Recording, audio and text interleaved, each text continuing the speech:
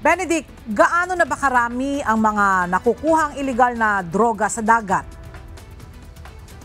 Magandang tanghali, Ella. Nitong June 5 at June 6 ay tinatayang nasa mahigit 3.9 billion pesos na ang halaga ng mga nakukuhang iligal na droga ng mga mangingisda at mga law enforcement agency.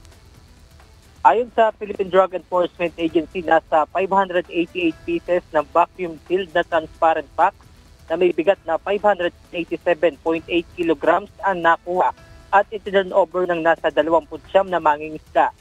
Nakita nila ito sa coastal areas ng Bani, Agno at Bolinao sa Pangasinan.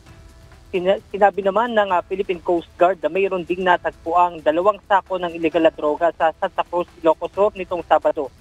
Matatandaan naman noong May 29 ay nasa 1.5 billion pesos na halaga ng iligal na droga ang nakita ng mga mangingisda sa Maribeles, Bataan.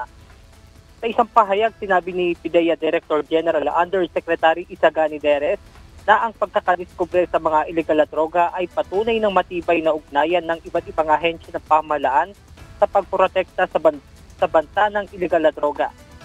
Sinabi rin ng hepe ng PIDEA na ipinag-utos na ni Pangulong Ferdinand Marcos Jr.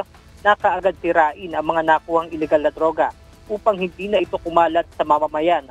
Bukod sa maritime patrol ay nagsasagawa na rin ng aerial surveillance ang PCG sa naturang mga baybayin.